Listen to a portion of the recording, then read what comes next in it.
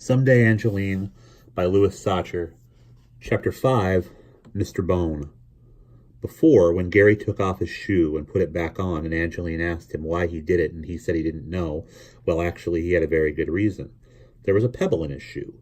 It had been there almost the whole lunch period, but because he was so amazed that Angeline had said she liked his jokes and even laughed and everything, he didn't think about the pebble. Then, when the bell rang and it was time to go in, he simply took off his shoe, dumped the pebble out, and put his shoe back on. That's all. But when Angeline asked him why he did it, well, he forgot. He was in the 5th grade, in Miss Turbone's class. He called her Mr. Bone. The first time he called her that, on the first day of school, it was just a joke, like Goon or Angelinopolis. Like Goon or Angelopolis. But, like all his jokes, nobody noticed. Not even Mr. Bone. After that, no matter how hard he tried to say Mr. Bone, it always came out Mr. Bone. He liked her a lot. In fact, until he met Angeline, she was his favorite person at the school. Now she was his second favorite. She had a soft face and pretty brown hair, and she wore big round glasses. He loved her glasses. He thought she looked prettier with the glasses on than without them. "Okay, who knows the answer?" asked Mr. Bone. Uh-oh, thought Gary. He didn't even know the question. He looked down at his desk, hiding, like the way an ostrich hides by sticking its head in the sand. He hoped Mr. Bone wouldn't call on him. Mr. Bone looked at Gary. She could tell by the way he was looking down at his desk that he didn't know the answer. Some teachers, like Mrs. Hardlick, would have called on him just for that reason. Some hunters like to shoot ostriches that have their heads buried in the sand. Mr. Bone called on somebody else. She liked Gary. She felt sorry for him because all the other kids called him Goon, and he didn't have any friends, and besides that, she also liked him. However, she didn't think a great deal of his jokes. She didn't know he called her Mr. Bone. She might have thought that one was funny. When the bell rang and all the other kids left for lunch, she told Gary she wanted to talk to him. He walked up to her desk. "Yes, Mr. Bone?" It sounded like Mr. Bone to her, probably because that was what she expected to hear. "Can you stay after school today?" she asked. "I'm not in trouble, am I?" "No," laughed Mr. Bone. "I'm going to set up a couple of fish tanks on the back ledge. I thought you might like to help me." "Okay," said Gary. "May I ask a friend to help too?" "A friend?" questioned Mr. Bone. "Oh, sure, Mr. Bone," said Gary. "I have lots of friends." Mr. Bone smiled. "You may invite anyone you'd like, Gary," she said. She was glad he had made a friend. "Her name's Angeline," said Gary. "You'll like her. She's real smart, and she's a great sense of humor." He headed outside to lunch, eager to tell Angeline about setting up the fish tanks with Mr. Bone. "Gary," called Mr. Bone. He stopped and turned toward her. "Yes, Mr. Bone?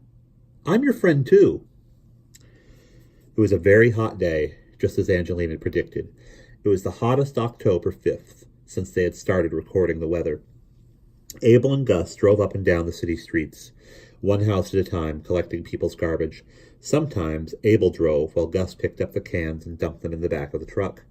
And other times, Gus drove and Abel did the dirty work. They traded off. Besides everything else, the hot weather made the garbage stink worse than usual, especially as the day wore on and the garbage had been out in the sun all day, baking in the heavy metal cans. They stopped at a little park to eat their lunch. The bathrooms were locked, so they had to put their hands in front of a lawn sprinkler to wash up. It felt so good they ran in front of the sprinkler and let it spray all over them. It was so hot that they knew by the time they finished eating their clothes would be dry. Abel bit into his sandwich. "Yick!" he exclaimed. He pulled apart the bread and looked inside. "Peanut butter and Jell-O," he murmured, realizing that he and Angeline must have accidentally traded lunches. "What's this?" exclaimed Angeline, holding her sandwich away from her. She had taken one bite out of it. "Salami? I hate salami."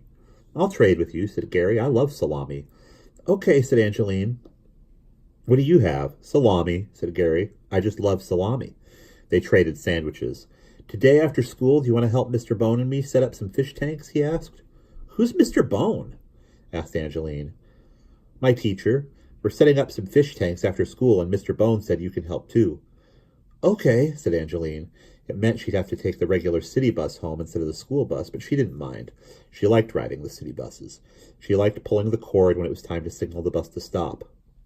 Will they be freshwater or saltwater fish tanks? She asked. Will what be freshwater or saltwater? Asked Gary, with a slight smirk on his face. The fish tanks, Angeline repeated. The fish what? Asked Gary, still smirking. Tanks, said Angeline. You're welcome, said Gary. Angeline cracked up. She thought it was the funniest joke she'd ever heard. I hope they're saltwater, she said, when she stopped smiling. Like the ocean. I don't know, said Gary. Come to room 12. You'll like Mr. Bone. Abel and Gus finished their lunch and threw their litter in the back of the truck. They didn't have to look for a trash can. They drove one. After school, Mr. Bone gave Gary the keys to her car and told him to bring her the package that was on the floor of the front seat. It's a yellow car, she said. It has a bumper sticker on the back that says, Save the Whales. As Gary walked to the parking lot, he felt special. He had Mr. Bone's keys in his hand, and he was walking to Mr. Bone's car, and he was going to open Mr. Bone's car with Mr. Bone's keys. That made him feel very special. He jingled the keys while he walked. Angeline couldn't remember if Gary had said room 12 or room 20. She cautiously opened the door to room 12. She thought he probably said room 12, but then, when she opened the door and saw a lady teacher and no sign of Gary, she concluded she must have the wrong room. May I help you? Asked Mr. Bone. Oh, I'm looking for Mr. Bone, said Angeline. I'm Mr. Bone, said Mr. Bone. Angeline's eyes widened. You're Mr. Bone? She questioned. Yes, said Mr. Bone. You must be Angeline. Gary will be right back. Angeline stared at her in amazement. You're Mr. Bone, she repeated. That's right, said Mr. Bone. Angeline still couldn't figure it out. You're Mr. Bone, she repeated again. Yes, said Mr. Bone, unable to understand Angeline's confusion. Come in, Gary is getting something for me from my car. Angeline shrugged, then said perplexedly, Okay, she said. Mr. Bone. Gary returned to the classroom carrying a package. Is this it, Mr. Bone? He asked.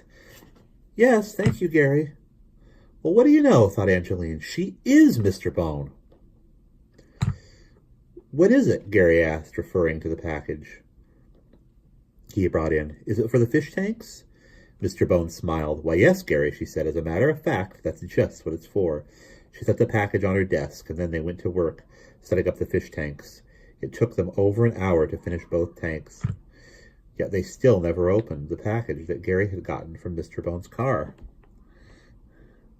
What are they called again, Mr. Bone? Asked Angeline. Fish tanks, said Mr. Bone. Fish what? Asked Angeline. She smiled at Gary. Tanks, said Mr. Bone. You're welcome, Gary and Angeline said together. Then Angeline laughed hysterically.